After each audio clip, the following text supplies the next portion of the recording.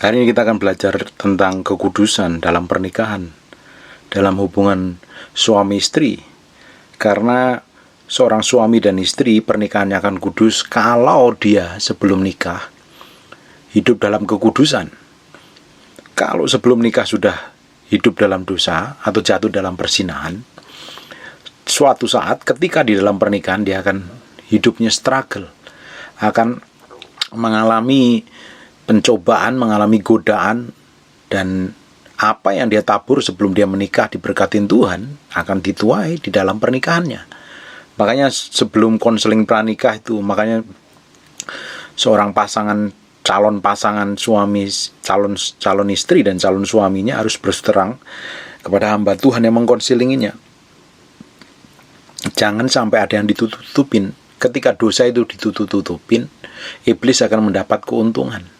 Makanya kalau sebelum menikah sudah berzina, akuin dan bertobat, jangan lakukan lagi. Kalau ditutup-tutupin karena malu dengan hamba Tuhan yang memberkatinya, yang akan memberkati mereka, mendoakan mereka, bukan berkat yang akan dia terima sepanjang pernikahannya, malah kutuk yang akan datang. Ketika pernikahan kita ini dijaga dalam hidup kekudusan, dan kita sebelum nikah sampai kita diberkati itu menjaga kudusan sampai kita menjadi suami istri yang sah, pernikahan kita itu akan kuat, bahkan kita akan dipakai Tuhan untuk menjadi berkat buat pernikahan-pernikahan orang lain. Berapa banyak orang yang sebelum diberkatin Tuhan, mereka sudah berzina, sudah tidur bareng, sudah seringkali hubungan suami dan istri.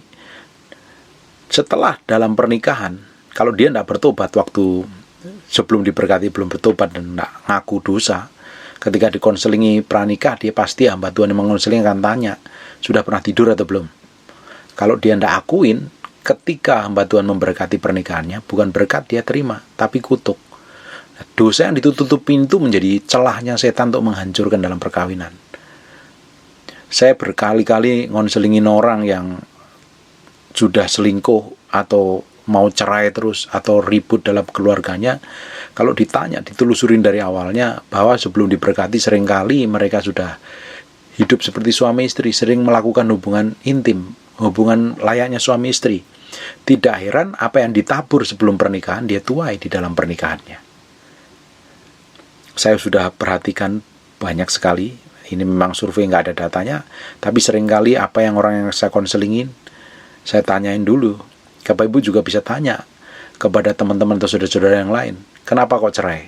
Biasanya orang yang sering cerai, udah mudah cerai, atau di dalam pernikahannya seringkali mengungkapkan kata-kata cerai, aku pengen cerai.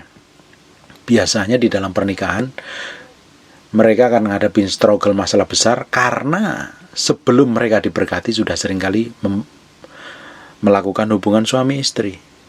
Bahkan ada orang yang tukang selingkuh, kebanyakan nih, orang yang selingkuh di dalam pernikahan, entah itu suami, entah itu istri, kebanyakan mereka sudah melakukan hubungan suami istri sebelum menikah. Di dalam pernikahannya, tidak heran dalam pernikahan setahun, 2 tahun, 3 tahun, sampai beberapa tahun, kalau dia tidak bertobat sungguh-sungguh mencari Tuhan, suami istri pasangan ini bertobat sungguh-sungguh mencari Tuhan, pernikahannya akan struggle, dia akan menghadapi godaan, pencobaan, dan hal-hal yang mengerikan, sampai dia kembali bertobat kepada Tuhan, baru Tuhan pulihkan.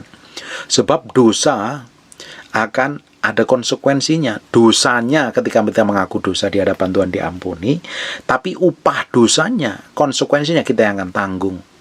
Kalau hubungan suami istri itu sebelum diberkati sudah hubungan intim, sudah melakukan hubungan badan, di dalam pernikahan ada kemungkinan besar tidak suami atau tidak istrinya juga pasti ada kecenderungan untuk ingin selingkuh.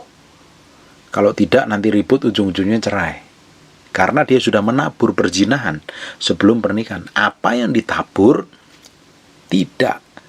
mungkin tidak akan dituai, pasti dituainya. Sebenarnya semua perkawinan, kata perkawinan itu sebenarnya dalam perjanjian, dalam Alkitab itu sebenarnya covenant. Kata perjanjian dalam Alkitab itu artinya covenant.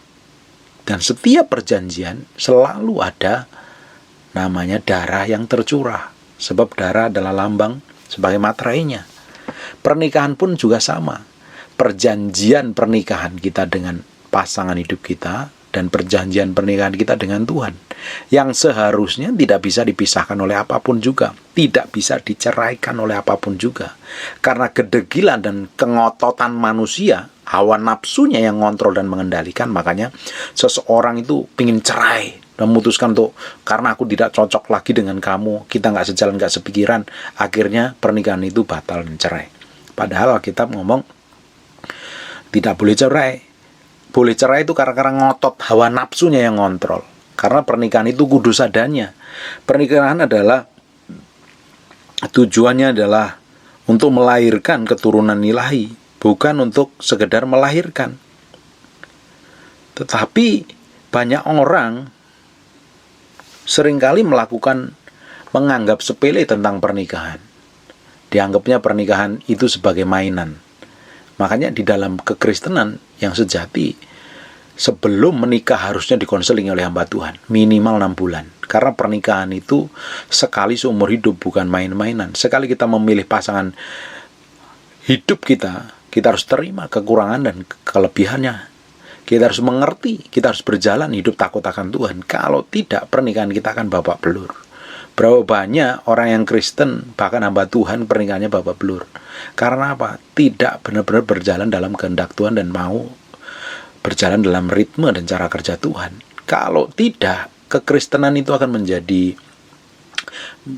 kekristenan dan perkawinan itu akan sangat tidak solid dan tidak kuat. Harusnya pernikahan kekristenan, di dalam kekristenan itu tidak terpisahkan. Bahkan Tuhan sendiri berkali-kali ngomong membenci perceraian. Karena kita sekali nikah, kita harus memutuskan hidup dalam suka dan duka. Mau dulunya kurus sekarang gembrot, tetap dicintai, tetap dikasihi. Sekalipun baru ketahuan kelemahan, kekurangannya, harus tetap dicintai dan tidak pernah berkurang rasa cintanya. Kenapa seseorang itu rasa cintanya berkurang? Karena yang dicintai itu fisiknya. Kalau fisiknya udah berubah, cintanya berkurang. Nah, pernikahan di dalam kekristenan itu bukan pernikahan kawin kontrak seperti yang di luaran sana, tetapi adalah perjanjian kita dengan pasangan hidup kita dan kita dengan Tuhan yang tidak bisa dibatalkan. Makanya kenapa harus menjaga kekudusan, kenapa harus menjaga kesucian sebelum pernikahan. Kenapa itu selaput darah diciptakan dalam wanita itu, kalau secara kedokteran tidak pernah tahu fungsinya itu apa, tidak pernah diketahui. Tapi saya percaya, karena pernikahan adalah suatu perjanjian yang kudus, covenant, dan semua covenant dalam Alkitab itu selalu pakai darah. Ketika seorang laki-laki dan seorang perempuan disatukan dalam pernikahan dan diberkati, waktu pertama dia melakukan hubungan badan, selaput darahnya pecah, dan saya percaya itu adalah satu perjanjian yang benar-benar diteguhkan Tuhan, yang tidak akan terpisahkan oleh apapun. Makanya perlu menjaga kekudusan, perlu menjaga kesucian. Lupa, saya ini mungkin ada yang ngomong begini, saya ini sudah sering kali berhubungan badan dengan pacar saya atau dengan orang lain sebelum saya nikah. Terus gimana Pak? Bertobat, ambil keputusan untuk hidup kudus, ambil keputusan untuk hidup benar. Jangan diulangi lagi. Sebab semua konsekuensi dari perzinahan itu ada. Semua konsekuensi dari dosa karena berzina itu mengerikan sekali. Di 1 Korintus 6 ayat 18 dikatakan, barang siapa berzina, dia tidak berdosa pada dirinya sendiri. Kita buka sebentar saja. Kita buka sebentar. 1 Korintus pasal yang ke-6 ayat yang ke-18.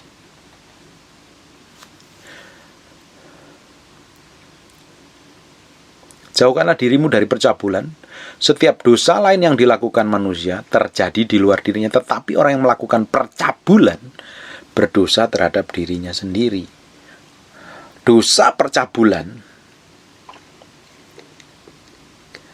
adalah dosa yang dilakukan, efeknya akan kena pada dirinya sendiri. Makanya tidak heran dosa akibat seksual itu seringkali mengerikan. penyakit-penyakit yang ditimbulkan karena hubungan badan itu sangat mengerikan sekali. Kenapa kok dia bisa melakukan seperti itu? Karena tidak setia dengan pasangan hidupnya. Makanya kita harus benar-benar ngerti banget bahwa kita harus menjaga kekudusan, kesucian. Bahkan Bapak Ibu, si Daud pun mengalami masalah yang sama. Kalau Bapak Ibu buka di 2 Samuel pasal yang ke-12 sampai ayat 9 sampai 12. Perhatikan baik-baik.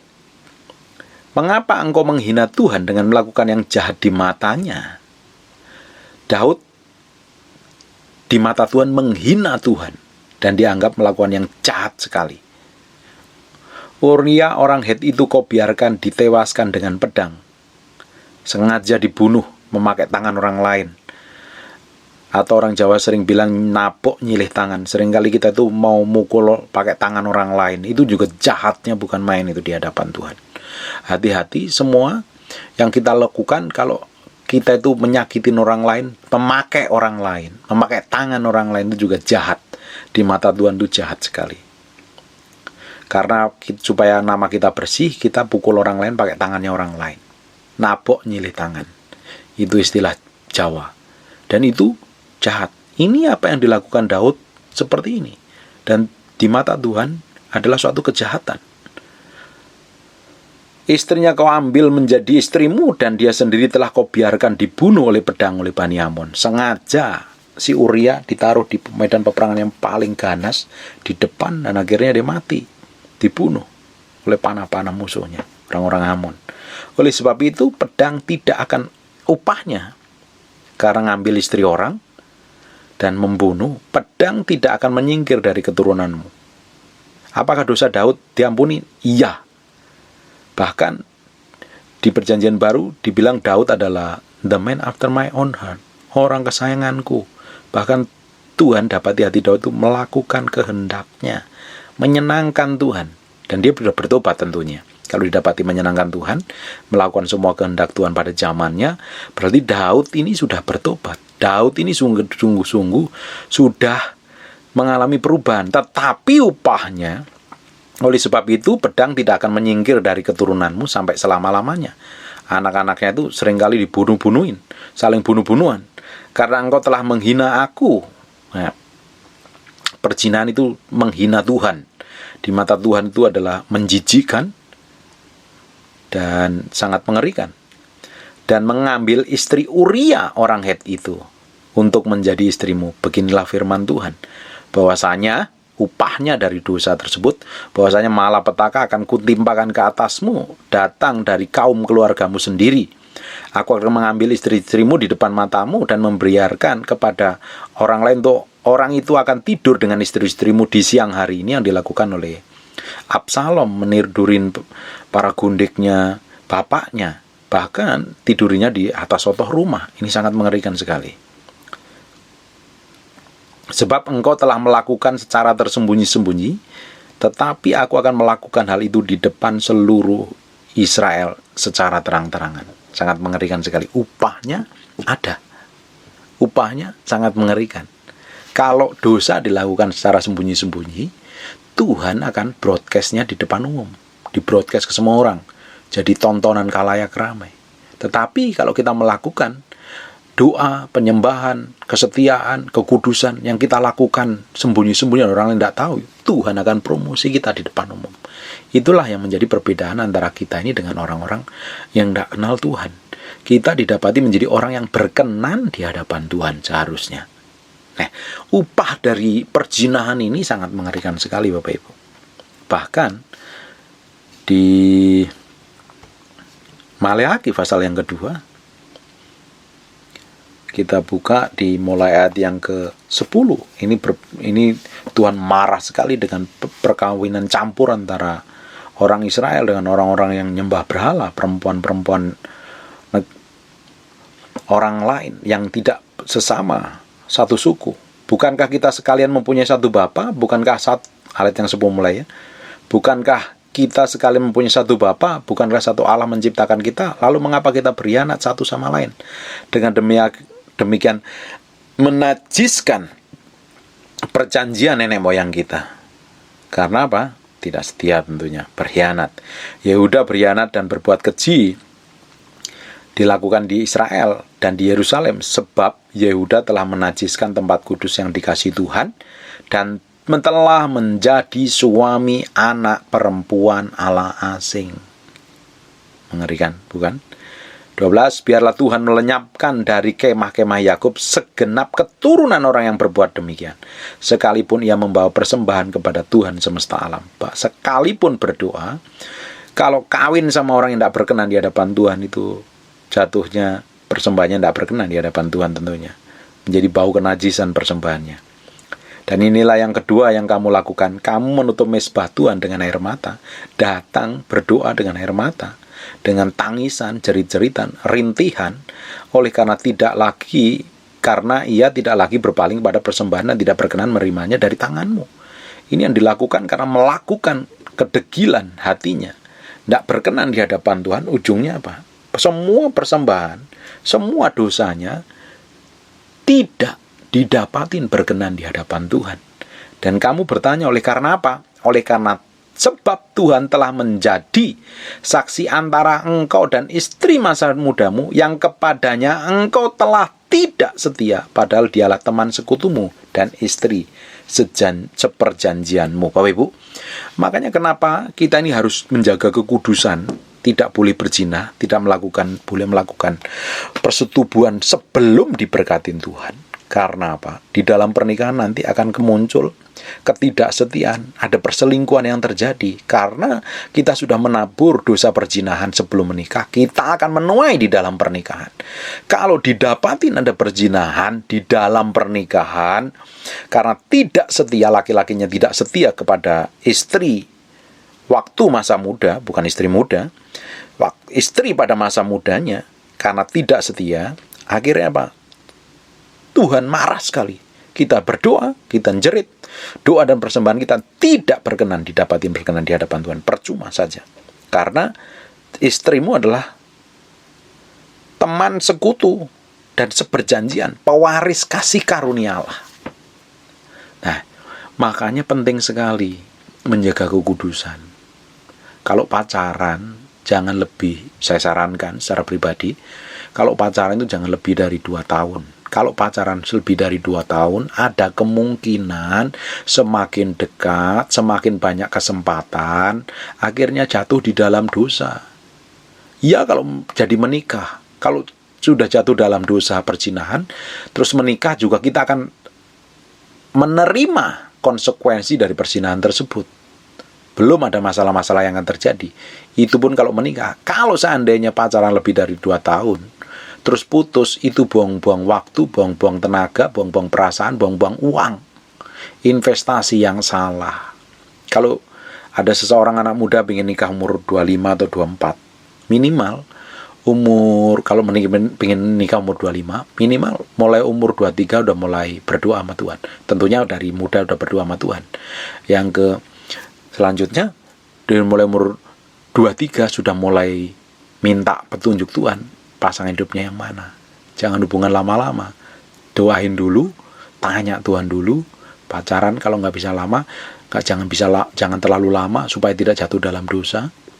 Terus komitmen, temuin keluarganya, selidikin kekurangan, kelemahannya, dan ujungnya mintanya Tuhan, keputusannya ini benar pasangan dari Tuhan atau tidak. Tetap jaga kudusan. Kalau pernikahan kita itu kudus, sebelum kita diberkati menjaga kesucian dan kekudusan, efeknya powerful di dalam kehidupan sehari-hari kita. Hubungan kita semakin hari semakin penuh cinta.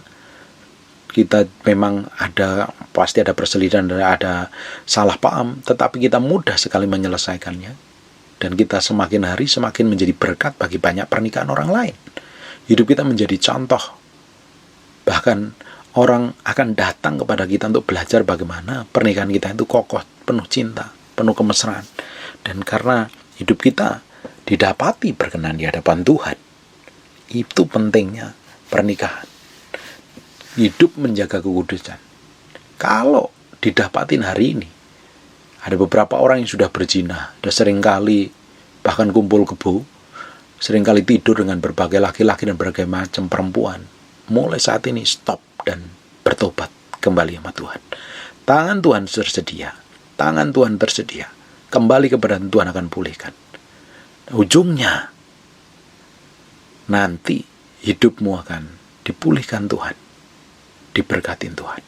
Tidak berhenti sampai situ loh. Kalau kita ini sudah sering melakukan dosa di dalam kehidupan sehari-hari sebelum pernikahan, di dalam pernikahan itu banyak struggle aja, banyak pencobaan. Orang yang sudah pernah sering melakukan perzinahan di dalam hidupnya sebelum pernikahan, di dalam pernikahan akan mengalami struggle, pencobaan. Sampai dia menaruh hatinya dan hidupnya kepada Tuhan sepenuhnya, baru Tuhan proses terus dan Tuhan murnikan mengalami kemenangan. Kalau orang punya masa lalu, masalah seksual yang buruk semasa hidupnya sampai masa tuanya, sekalipun dia udah cinta Tuhan, itu seperti duri dalam daging yang harus dipikul dan disalibkan. Jauh lebih baik anak-anak muda, jauh lebih baik mulai hari ini jaga kekudusan, jaga kesucian, sehingga pernikahanmu itu gak perlu banyak masalah. Saya itu bersyukur memiliki istri yang tulus, cinta, mesra, dan masa lalunya bertolak belakang dengan masa lalu saya. Masa lalu saya itu rusak, hancur-hancuran. Tapi istri saya itu keluar dari keluarga yang baik-baik. Masa lalunya anak yang polos, yang murni, yang tulus, yang gak neko-neko. Nah, dia gak punya banyak masalah. Tapi setelah saya kenal Tuhan, itu seperti duri dalam daging yang harus saya pikul, salib, sangkar diri setiap hari. Menjaga kekudusan, menjaga mata saya tidak jelalatan, saya menjaga hati saya tetap suci, dan menjaga tetap terus tertuju kepada Tuhan, dan itu tidak gampang. Makanya puji Tuhan kalau ada beberapa orang yang sudah setia menjaga kekudusan sampai masa pernikahan. Hidupmu nggak terlalu banyak struggle, nggak akan banyak pergumulan, enjoy dan nikmatin bersama Tuhan. Tapi kalau sebelum pernikahan sudah melakukan banyak kesalahan, banyak hal yang fatal yang dilakukan di dalam pernikahanmu, dan pertobatanmu sepanjang hidupmu akan seperti duri dalam daging yang harus dipikul dan disalibkan setiap hari. Tidak gampang itu. Kelemahan Daud adalah seringkali gampang mudah jatuh cinta dengan perempuan. Bahkan sampai masa tuanya pun dia pingin gadis yang cantik, gadis Sunem yang cantik. Kalau tidur untuk menemani supaya hangat, tapi tidak untuk ditidurin, hanya menemani tidur. Itu kelemahan yang fatal sampai masa tuanya. Tapi kelihatan pertobatan Daud itu luar biasa sekali, berdarah-darah. Bahkan sampai masa tuanya pun, Bapak Ibu, kita buka di Matius pasal yang pertama. Makanya penting sekali kita itu hidup dalam kekudusan dan kesucian. Daud memang menikah dengan Batsheba setelah Uria meninggal. Tetapi di mata Tuhan, Batsheba adalah tetap istrinya Uria. Itu hebatnya sekali. Makanya penting sekali fungsi benar-benar menjaga kekudusan, menjaga pernikahan yang kudus, menjaga kesucian dalam pernikahan. Matius pasal pertama, ayat yang ke-6. Isai memperanakkan Raja Daud. Daud memperanakkan Salomo dari bukan istrinya Daud, tapi di mata Tuhan tetap Batsheba adalah istrinya Uria. Karena penting sekali itu, kuat sekali itu perjanjian pernikahannya.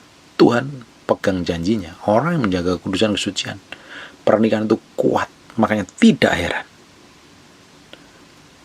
kesetiaannya Uria itu luar biasa. Saya pernah khotbah tentang Uria ini, Bapak Ibu bisa dengerin di YouTube. Uria ini adalah orang yang setia.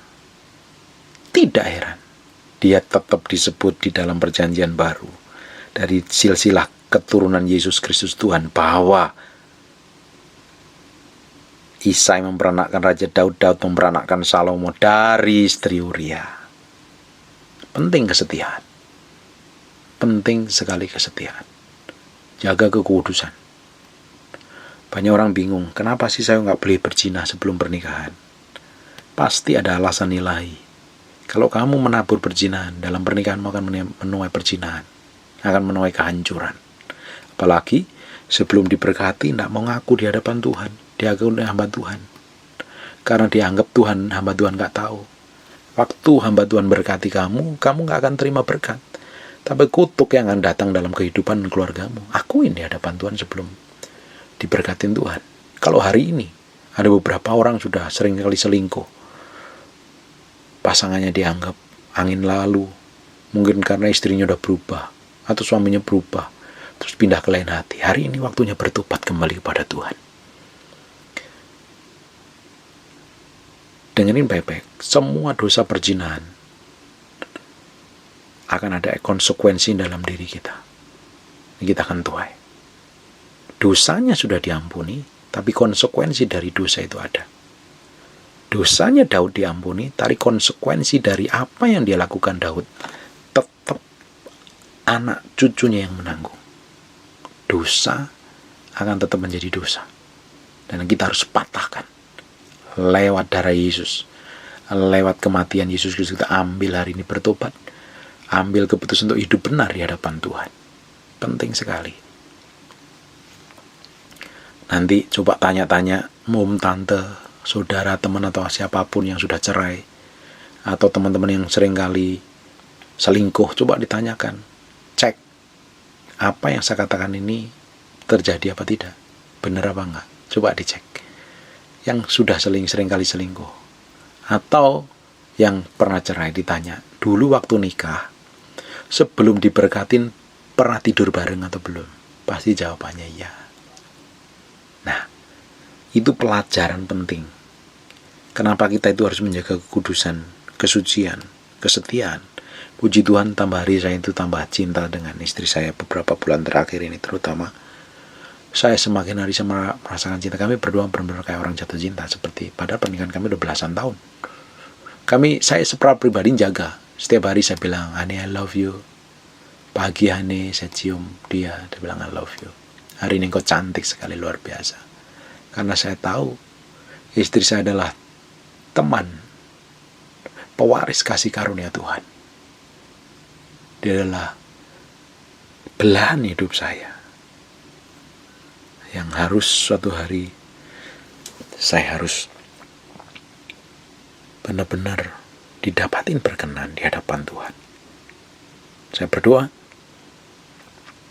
Bapak Ibu, kembali kepada Tuhan yang hidup dalam perzinahan. Semua dosa perzinahan ada konsekuensinya dan langsung kenanya kepada diri kita sendiri. Semua dosa percabulan adalah dosa terhadap dirinya sendiri. Semua dosa dilakukan di luar dirinya, tapi ini dosa yang terhadap dirinya sendiri.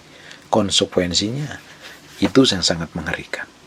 Dosamu diampuni, upah dosamu tetap ada. Amin. Konsekuensi dari dosa itu tetap ada. Seperti ketika seseorang menghamili pacarnya, dia bertobat, dosanya diampuni. Tapi dia harus tetap bertanggung jawab, membiayai anaknya. Pasangannya harus hamil 9 bulan, harus melahirkan, ada konsekuensinya tetap. Dosanya sudah diampuni, upahnya akan ada. Dan saya berdoa ini menjadi awal mula kita untuk bertobat dan kembali kepada Tuhan. Hidup dalam kekudusan, hidup dalam kesucian. Jaga kekudusan dalam pernikahanmu. Anak-anak yang muda-muda, jaga birahimu. Seringkali anak muda ini ingin tahu segala hal dan ujungnya hanya menjerumuskan. Kalau mau jaga kekudusan itu pasti beda dengan orang yang gak menjaga kekudusan. Orang yang menjaga kesuciannya sampai masa pernikahannya akan berbeda orang yang mengumbar kesuciannya dengan banyak pasangan dan bertidur dengan banyak orang. Hidupnya akan dibuat berbeda di hadapan Tuhan. Saya yakin dampaknya akan berbeda, pengaruhnya hidupnya juga akan berbeda. Bersyukur kalau hari ini ada beberapa orang yang tidak pernah memiliki masa lalu yang terlalu buruk. Jadi hidup dengan Tuhan itu, berjalan dengan Tuhan itu gak terlalu banyak struggle-nya. Tapi ada beberapa orang yang benar-benar seringkali benar-benar struggle dengan hidupnya karena memiliki masa lalu yang buruk. Sekalipun kita sudah bertobat di dalam Tuhan, seringkali masa lalu yang buruk, yang benar-benar yang harus bersih itu, harus dipulihkan total, itu seringkali membawa kita untuk pikul salib sangkal diri untuk supaya tidak jatuh dalam dosa kembali. Amin. Kekudusan, kesucian sebelum pernikahan penting sekali. Di dalam pernikahan penting sekali. Jangan cemari tempat tidurmu, ranjangmu, pernikahanmu dengan perselingkuhan dan perzinahan. Hanya akan menghancurkan masa depanmu. Tuhan akan menghargai semua apa yang kita lakukan. Kekudusan, kesucian kita, Tuhan akan tetap proteksi dan jagai. Karena Roh Kudus mau kita hidup kudus dan suci. Kita akan terus dibawa hidup dalam kebenaran dan kesucian seperti yang Tuhan mau, dan menyenangkan hati Tuhan tentunya. Amin. God bless you.